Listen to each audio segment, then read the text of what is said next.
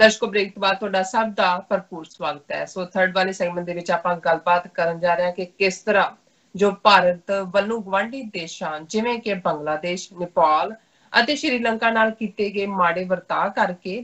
ਇਹ ਦੇਸ਼ ਚੀਨ ਦੇ ਕਰੀਬ ਚਲੇ ਗਏ ਹਨ। ਕੀ ਕਾਰਨ ਹੈ ਕਿ ਭਾਰਤ ਦੇ ਇਹ ਸਾਰੇ ਹੀ ਗਵਾਂਢੀ ਦੇਸ਼ ਭਾਰਤ ਦੀ ਥਾਂ ਹੁਣ ਚੀਨ ਨੂੰ ਤਰਜੀਹ ਦੇ ਰਹੇ ਹਨ? ਇਸ ਬਾਰੇ ਆਪਾਂ ਵਿਚਾਰ ਚਰਚਾ ਕਰਨ ਜਾ ਰਹੇ ਹਾਂ। ਡਾਕਟਰ ਸਾਹਿਬ ਕੋਲੋਂ ਉਹਨਾਂ ਦੀ ਜ਼ੁਬਾਨੀ ਸੁਣਨ ਜਾ ਰਹੇ ਹਾਂ। ਸੋ ਅਸੀਂ ਚਾਹਾਂਗੇ ਕਿ ਤੁਸੀਂ ਸਾਡੇ ਨਾਲ ਇਸੇ ਤਰ੍ਹਾਂ ਹੀ ਬਣੇ ਰਹਿਣਾ। ਦੇਖਣ ਸੁਣਨ ਲਈ ਤੁਹਾਡਾ ਸਭ ਦਾ ਬਹੁਤ ਬਹੁਤ ਸ਼ੁਕਰੀਆ ਜੀ। ਡਾਕਟਰ ਸਾਹਿਬ ਕੀ ਵਿਚਾਰਾਂ ਨੇ? ਦੇਖੋ 15 ਅਗਸਤ 1947 ਨੂੰ ਅੰਗਰੇਜ਼ ਉੱਥੋਂ ਨਿਕਲਦਾ ਹੈ, ਸਬ ਕੰਟੀਨੈਂਟ ਨੂੰ ਡਿਵਾਈਡ ਕਰਦਾ ਹੈ ਇੰਡੀਆ ਔਰ ਪਾਕਿਸਤਾਨ ਦੇ ਵਿਚਕਾਰ। ਉਹਨਾਂ ਦੀ map making, colonial map making ਦੀ ਸ਼ਰਾਰਤ, ਉਸ ਦਾ ਨਤੀਜਾ ਸਿੱਖ ਕੌਮ ਵੀ ਦੋ ਹਿੱਸਿਆਂ 'ਚ ਵੰਡੀ ਜਾਂਦੀ ਹੈ। ਪਰ ਜੰਮੂ ਕਸ਼ਮੀਰ ਦਾ ਮੁੱਦਾ ਜਿਹੜਾ ਹੈ ਉਹ ਬਿਲਕੁਲ ਇਸ ਕਿਸਮ ਦਾ ਮੁੱਦਾ ਬਣ ਜਾਂਦਾ ਹੈ ਕਿ ਉਹ ਦੋਵੇਂ ਹੀ ਦੇਸ਼ ਭਾਰਤ ਔਰ ਪਾਕਿਸਤਾਨ ਕੁਛ ਮਹੀਨਿਆਂ ਬਾਅਦ ਇੱਕ ਦੂਜੇ ਦੇ ਆਮੋ ਸਾਹਮਣੇ ਆ ਕੇ ਖਲੋ ਜਾਂਦੇ ਨੇ ਔਰ ਕਸ਼ਮੀਰ ਦਾ ਮੁੱਦਾ UN ਸਿਕਿਉਰਿਟੀ ਕਾਉਂਸਲ 'ਚ ਪਹੁੰਚਦਾ ਹੈ। ਔਰ ਨਹਿਰੂ ਜਿਹੜਾ ਕਿ ਅਦਰਵਾਈਜ਼ ਨੌਨ ਅਲਾਈਨ ਮੂਵਮੈਂਟ ਔਰ ਪੰਚਸ਼ੀਲ ਔਰ ਇਸ ਕਿਸਮ ਦੇ ਜਿਹੜੇ ਮੁੱਦਿਆਂ ਨੂੰ ਬੜਾ ਆਪਣੇ ਆਪ ਨੂੰ ਇੱਕ ਇੰਟਰਨੈਸ਼ਨਲ ਲੀਡਰ ਦੇ ਤੌਰ ਤੇ ਉਭਾਰਨ ਲਈ ਵਰਤਦਾ ਰਿਹਾ ਹੈ, ਉਹਨੇ ਕਦੇ ਵੀ, ਕਿਉਂਕਿ 48 ਦੇ ਇਸ ਮਤੇ ਤੋਂ ਲੈ ਕੇ 64 ਦੇ ਵਿੱਚ ਉਹਦੀ ਮੌਤ ਹੁੰਦੀ ਹੈ, 16 ਸਾਲ ਉਹ ਜਿਉਂਦਾ ਰਿਹਾ, ਲੇਕਿਨ ਉਹਨੇ ਕਦੇ ਵੀ ਇਹ ਜਿਹੜਾ right of self determination Kashmir ਦਾ ਮੁੱਦਾ ਹੈ ਇਸ ਨੂੰ ਆਨਰ ਨਹੀਂ ਕੀਤਾ। ਨਤੀਜੇ ਦੇ ਤੌਰ ਤੇ ਜਿਹੜਾ ਇਮੀਡੀਏਟ ਜਿਨ੍ਹਾਂ ਦੇ ਨਾਲ ਇਹ ਕਹਿੰਦੇ ਸੀ ਜੀ ਸਾਡੀ ਤਹਿਜ਼ੀਬ ਵੀ ਸਾਂਝੀ ਹੈ, ਉਰਦੂ ਵੀ ਸਾਡਾ ਕਾਮਨ ਹੈ ਔਰ ਬਲੱਡ ਵੀ ਇੱਕੋ ਹੀ ਹੈ ਤੇ ਫਲਾਣਾ ਤੇ ਢਿਮਕਾ, ਜਿਨ੍ਹਾਂ ਨੂੰ ਕਾਇਦੇ ਆਜ਼ਮ ਨੇ ਨਕਾਰਿਆ ਜਿਸ ਸਾਰੇ ਪਾਰਟ ਨੂੰ, ਰਾਈਟਲੀ ਸੋ, ਉਹਨੂੰ ਉਹਨਾਂ ਨੇ ਦੁਸ਼ਮਣੀ ਪਹਿਲੇ ਦਿਨ ਤੋਂ ਪਾਲੀ। ਜਾਂ ਜੇ ਇਉਂ ਕਿਹਾ ਜਾਏ ਵੀ ਪਾਕਿਸਤਾਨ ਦੀ ਹੋਂਦ ਨੂੰ ਉਹਨਾਂ ਨੇ ਐਕਸੈਪਟ ਹੀ ਨਹੀਂ ਕੀਤਾ ਤੇ ਇਹ ਸਾਹਮਣੇ। ਸੋ ਇਹ ਇੱਕ ਵੱਡਾ ਗਵਾਂਢੀ ਜਿਹੜਾ ਕੱਲ ਤੱਕ ਤੁਹਾਡਾ ਜਦੋਂ ਤੁਸੀਂ ਭਰਾ ਕਹਿੰਦੇ ਸੀ ਉਹ ਅੱਡ ਹੋਇਆ ਤੇ ਉਹਦੇ ਪ੍ਰਤੀ ਇਹ ਵਰਤਾਰਾ ਨਹਿਰੂ ਨੇ ਸ਼ੁਰੂ ਕੀਤਾ ਤੇ ਮੋਦੀ ਫਿਰ ਕਿਸ ਹੱਦ ਤੱਕ ਲੈ ਗਿਆ ਉਹ ਸਾਨੂੰ ਵੇਰਵੇ ਜਾਣ ਦੀ ਲੋੜ ਨਹੀਂ ਹੈ ਕਿ 2014 ਜਦੋਂ ਪਹਿਲੀ ਵਾਰ ਮੋਦੀ ਪ੍ਰਧਾਨ ਮੰਤਰੀ ਬਣਦਾ ਉਦੋਂ ਇਹ ਲੱਗਾ ਕਿ ਵੀ ਸ਼ਾਇਦ, ਕਿਉਂਕਿ ਅਟਲ ਬਿਹਾਰੀ ਵਾਜਪਾਈ ਨੂੰ ਇਹ ਕ੍ਰੈਡਿਟ ਜਾਂਦਾ ਹੈ ਕਿ ਜਦੋਂ ਫੋਰਨ ਮਿਨਿਸਟਰ ਵੀ ਬਣਿਆ ਦਿਸਾਈ ਦੀ ਗਵਰਨਮੈਂਟ ਜਾਂ ਬਾਅਦ ਖੁਦ ਪ੍ਰਾਈਮ ਮਿਨਿਸਟਰ ਬਣਿਆ, ਉਹਨੇ ਕਸ਼ਮੀਰੀਆਂ ਦੇ ਮੁੱਦੇ ਨੂੰ ਵੀ ਕਸ਼ਮੀਰ, ਕਸ਼ਮੀਰੀਅਤ, ਜਮਹੂਰੀਅਤ ਇਸ ਕਿਸਮ ਦੇ ਨਾਅਰੇ ਦਿੱਤੇ। ਪਾਕਿਸਤਾਨ ਦੇ ਨਾਲ ਵੀ ਬਸ ਡਿਪਲੋਮੇਸੀ ਔਰ ਦੂਸਰੇ ਦੇ ਥੱਲੇ ਘੱਟੋ ਘੱਟ, ਔਰ ਜਿਵੇਂ ਉਹ ਨੈਸ਼ਨਲ ਮੋਨੂਮੈਂਟ ਤੇ ਵੀ ਗਿਆ ਜਿੱਥੇ ਪਾਕਿਸਤਾਨ ਦੀ ਡੈਕਲੇਰੇਸ਼ਨ 23 ਮਾਰਚ 1940 ਨੂੰ ਹੋਈ ਸੀ। ਸੋ ਇਹ ਜ਼ਰੂਰ ਲੱਗਾ ਕਿ ਜਿਵੇਂ ਵਾਜਪਾਈ ਨੇ ਉਹ RSS ਦੇ ਨਫ਼ਰਤ ਦੇ ਏਜੰਡੇ ਤੋਂ ਹਟ ਕੇ ਪਾਕਿਸਤਾਨ ਨੂੰ ਤਸਲੀਮ ਕੀਤਾ। ਪਰ ਮੋਦੀ ਜਦੋਂ 2014 ਚ ਬਣਦਾ ਹੈ ਇਹ ਤਵੱਕੋ ਹੋਈ ਵੀ ਸ਼ਾਇਦ, ਕਿਉਂਕਿ ਉਹਨੇ ਇੱਕ ਚੰਗਾ ਜੈਸਚਰ ਕੀਤਾ ਕਿ ਆਪਣੇ ਸਹੁੰ ਚੁੱਕ ਸਮਾਗਮ ਦੇ ਵੇਲੇ ਜਿਹੜੇ ਸਾਰਕ ਨੇਸ਼ਨ ਨੇ ਜਿਨ੍ਹਾਂ 'ਚ ਸਾਰੇ ਹੀ ਪਾਕਿਸਤਾਨ, ਬੰਗਲਾਦੇਸ਼, ਮਿਆਂਮਾਰ, ਮਾਲਦੀਵਸ, ਭੂਟਾਨ, ਇਹ ਸਾਰੇ ਜਿਹੜੇ ਨੇ ਇਹਨਾਂ ਨੂੰ ਇਨਵਾਈਟ ਕੀਤਾ। ਉਹਨਾਂ ਦੇ ਪ੍ਰਧਾਨ ਮੰਤਰੀ ਆਏ, ਨਵਾਜ਼ ਸ਼ਰੀਫ ਵੀ ਆਇਆ। ਲੇਕਿਨ ਉਸ ਤੋਂ ਫੌਰਨ ਬਾਅਦ ਜੇ ਅਸੀਂ ਦੇਖਦੇ ਹਾਂ ਮੋਦੀ ਦੀਆਂ ਨੀਤੀਆਂ ਪਾਕਿਸਤਾਨ ਪ੍ਰਤੀ, ਤਾਂ ਇਹ ਇਸ ਗੱਲ ਦੀ ਸਿਖਰ ਸੀ ਜਿਵੇਂ ਪੁਲਵਾਮਾ ਦੀ ਆੜ ਦੇ ਵਿੱਚ ਜਿਹੜੀ ਇਹਨਾਂ ਦਾ ਖੁਦ ਕੰਮ ਸੀ, ਇਹਨਾਂ ਨੇ 에ਅਰ ਸਪੇਸ ਵਾਇਲੇਟ ਕੀਤਾ, ਬਾਲਾਕੋਟ ਦੀ ਡਰਾਮੇਬਾਜ਼ੀ ਕੀਤੀ ਔਰ ਕਿਵੇਂ ਨਫ਼ਰਤ ਭਰੇ ਅੰਦਾਜ਼ ਦੇ ਵਿੱਚ ਕੱਲਾ ਪਾਕਿਸਤਾਨ ਹੀ ਨਹੀਂ ਭਾਰਤ ਵਿਚਲੇ 200 ਮਿਲੀਅਨ ਮੁਸਲਮਾਨਾਂ ਨੂੰ ਟਾਰਗੇਟ ਕੀਤਾ। ਔਰ ਇਸ ਨੇ ਇਮਰਾਨ ਖਾਨ ਜਿਹੜੇ ਆਵਾਜ਼ ਬਣੇ ਕੱਲੇ ਕਸ਼ਮੀਰੀਆਂ ਦੀ ਨਹੀਂ, ਜਦੋਂ 5 ਅਗਸਤ ਨੂੰ 2019 ਜਿਸ ਕਸ਼ਮੀਰ ਦਾ ਰੁਤਬਾ ਖਤਮ ਕੀਤਾ ਭਾਰਤ ਦੀਆਂ ਦੇ ਮੁਸਲਮਾਨਾਂ ਦੀ ਵੀ, ਔਰ ਜਿਵੇਂ ਉਹਨਾਂ ਨੇ ਫਿਰ UN ਦੇ ਵਿੱਚ ਔਰ ਗਲੋਬਲ ਉਹਨਾਂ ਦੇ ਓਪੀਨੀਅਨ ਪੇਜ, ਐਡੀਟੋਰੀਅਲ ਉਹਨਾਂ ਦੀਆਂ ਲਿਖਤਾਂ ਛਪੀਆਂ। ਸੋ ਜ਼ਾਹਿਰ ਹੈ ਕਿ ਪਾਕਿਸਤਾਨ ਨੂੰ ਪੱਕੇ ਤੌਰ ਦੇ ਉੱਤੇ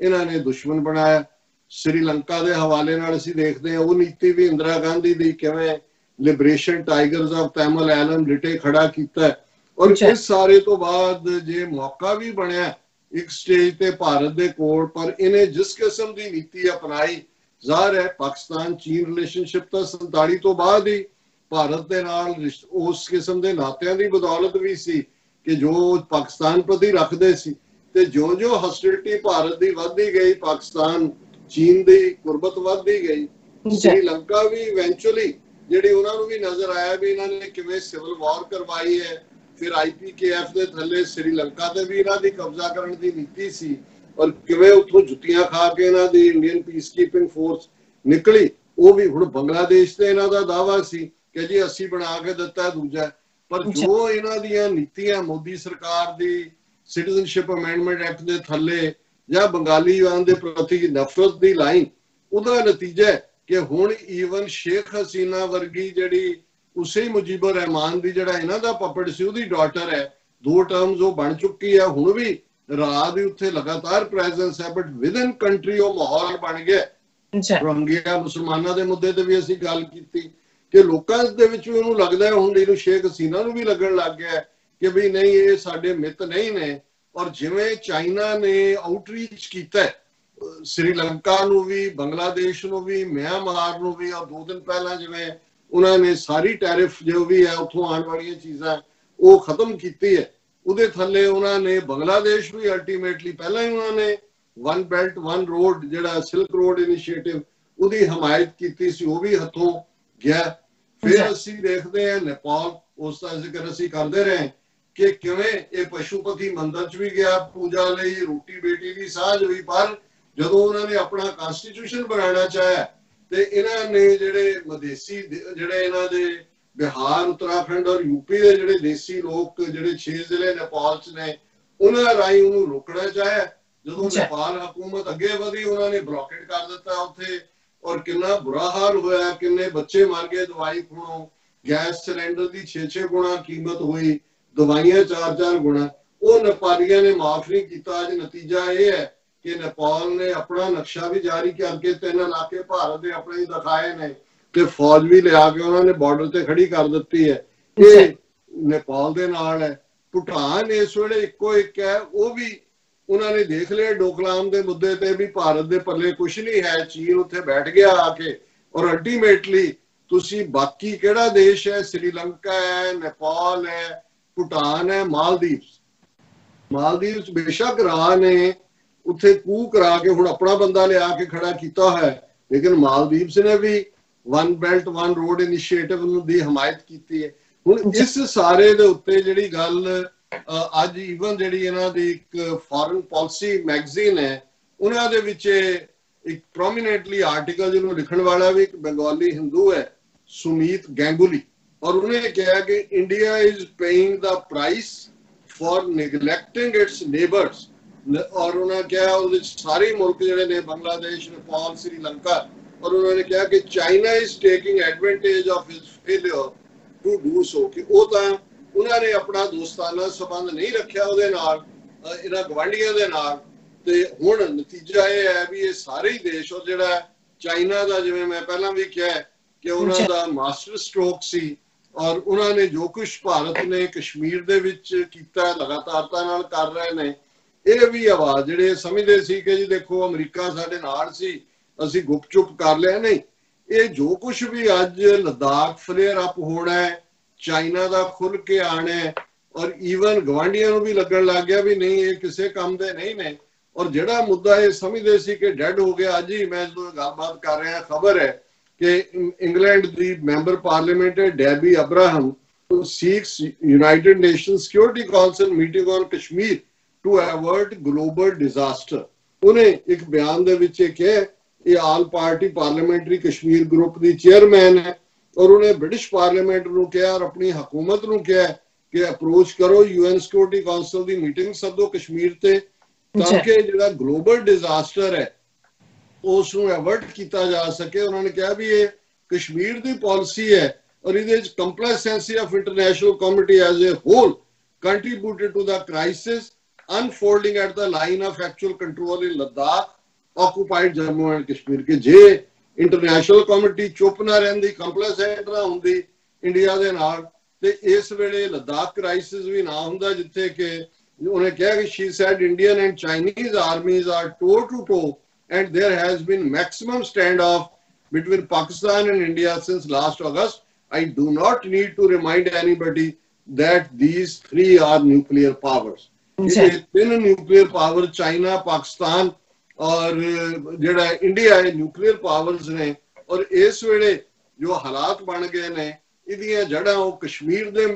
ਦਾ ਸਟੇਟਸ ਖਤਮ ਕਰਨਾ ਹੈ, ਜਿਹਦੇ ਚ ਕਿ ਇੰਟਰਨੈਸ਼ਨਲ ਕਮਿਊਨਿਟੀ ਚੁੱਪ ਰਹੀ ਔਰ ਇਹ ਕੰਪਲੈਸੈਂਟ ਬਣੀ। ਸੋ ਮੈਂ ਸਮਝਦਾ ਹਾਂ ਵੀ ਭਾਰਤ ਦਾ ਅਸਲ ਚ ਜਨਾਜ਼ਾ ਨਿਕਲ ਗਿਆ ਦੁਨੀਆ ਦੇ ਸਾਹਮਣੇ। ਨਾ ਜੇ ਅਮਰੀਕਾ ਨਹੀਂ ਬੋਲਿਆ ਜਾਂ ਦੂਜਾ ਨਹੀਂ ਚੀਨ ਦੇ ਨਾਲ ਟਕਰਾ ਵੇਲੇ, ਕਿਉਂਕਿ ਇਹਨਾਂ ਨੂੰ ਹਰ ਇੱਕ ਨੂੰ ਸਮਝ ਆ ਗਈ ਹੈ ਕਿ ਇਹਨਾਂ ਦੇ ਪੱਲੇ ਕੁਝ ਨਹੀਂ ਹੈ। ਔਰ ਅਕਸਰ ਇਹ ਸਾਡੀ ਜਿਹੜੀ ਫੋਕ ਵਿਜ਼ਡਮ ਹੈ ਆਮ ਲੋਕਾਂ ਦੀ, ਬਹੁਤ ਵਾਰੀ ਕਿਸੇ ਬਾਰੇ ਜਾਣਨਾ ਹੁੰਦਾ ਸੀ ਕਹਿੰਦੇ ਸੀ ਵੀ ਰਿਸ਼ਤੇਦਾਰਾਂ ਨੂੰ ਨਾ ਪੁੱਛੋ, ਗਵਾਂਢੀਆਂ ਨੂੰ ਪੁੱਛੋ, ਕਿ ਗਵਾਂਢੀਆਂ ਨੂੰ ਸਭ ਪਤਾ ਹੁੰਦਾ ਕੌਣ ਕੀ ਹੈ, ਜਾਂ ਮਹੱਲੇਦਾਰਾਂ ਨੂੰ ਪੁੱਛੋ ਜਾਂ ਪਿੰਡ ਵਾਲਿਆਂ ਨੂੰ ਪੁੱਛੋ। ਵੀ ਬੰਦਾ ਬਾਹਰ ਜਾ ਕੇ ਭਾਵੇਂ ਜਿੰਨਾ ਮਰਜ਼ੀ ਖੱਬੀ ਖਾਨ ਬਣ ਜਾਏ, ਪਰ ਜਿੱਥੇ ਉਹ ਰਹਿੰਦਾ ਉਸ ਤੋਂ ਪਤਾ ਹੁੰਦਾ ਉਹਦੇ ਆਲੇ ਦੁਆਲੇ ਚ ਕਿ ਵੀ ਇਹਦੀ ਕਰਤੂਤ ਕੀ ਹੈ। ਤੇ ਹੁਣ ਆ ਭਾਰਤ ਦੇ 7-8 ਗਵਾਂਢੀ ਦੇਸ਼ ਜੇ ਕੋ ਉਹਨਾਂ ਨੂੰ ਪੁੱਛੇਗਾ ਤੇ ਉਹ ਕਹਿਣਗੇ ਭਾਰਤ ਦੁਰ ਫਿਟੇ ਮੂੰਹ ਦੇ, ਉਹਦਾ ਕੀ ਆ, ਕਹਿੰਦਾ ਉਹਦੇ ਸਿਰ ਚ ਸਵਾ, ਉਹ ਕਹਿੰਦਾ ਛੱਡੋ ਜੀ ਇਹ ਤਾਂ ਹੈ ਹੀ ਨਹੀਂ, ਕਾਸੇ ਜੋਗੇ ਨਹੀਂ। ਮੈਂ ਸਮਝਦਾ ਵੀ ਇਸ ਸਾਰੇ ਚੋਂ ਇਹ ਤਾਂ ਜੇ ਗਵਾਂਢੀਆਂ ਦੀ ਗੱਲ ਅਸੀਂ ਕਰ ਰਹੇ, ਤੇ ਜੇ ਉਸ ਘਰ 'ਚ ਰਹਿਣ ਵਾਲਿਆਂ ਨੂੰ ਪੁੱਛਣਾ ਹੋਏ ਤੇ ਫਿਰ ਅਕਲੀਅਤਾਂ ਨੂੰ ਪੁੱਛ ਲਓ ਕਿ ਸਾਡਾ ਕੀ ਹਸ਼ਰ ਕੀਤਾ ਹੋਇਆ। ਤੇ ਜਦੋਂ ਫਿਰ ਇਸ ਕਿਸਮ ਦਾ ਕਿਸੇ ਦਾ ਰੈਪੂਟੇਸ਼ਨ ਹੁੰਦਾ ਤੇ ਫਿਰ ਉਹ ਅਮਰੀਕਨ ਕਹਿੰਦੇ ਨੇ ਯੂ ਗਾਟਾ ਗੋ, ਕਿ ਭਾਈ ਹੁਣ ਤੈਨੂੰ ਜਾਣਾ ਹੀ ਬਣਦਾ ਇੱਥੋਂ, ਜਾਂ ਤੇਰਾ ਅੰਤ ਹੀ ਜਿਹੜਾ ਇਹੀ ਇੱਕ ਹੱਲ ਹੈ, ਅਦਰਵਾਈਜ਼ ਕੋਈ ਹੋਰ ਸੋਲੂਸ਼ਨ ਨਹੀਂ। ਜੀ ਡਾਕਟਰ ਸਾਹਿਬ ਤੁਹਾਡਾ ਬਹੁਤ ਬਹੁਤ ਸ਼ੁਕਰੀਆ। ਇੱਥੇ ਲੈਣੇ ਬ੍ਰੇਕ, ਵਿਊਅਰਸ ਤੁਸੀਂ ਇਸੇ ਤਰ੍ਹਾਂ ਹੀ ਬਣੇ ਰਹਿਣਾ, ਮਿਲਦੇ ਹਾਂ ਛੋਟੇ ਜਿਹੇ ਬ੍ਰੇਕ ਤੋਂ ਬਾਅਦ।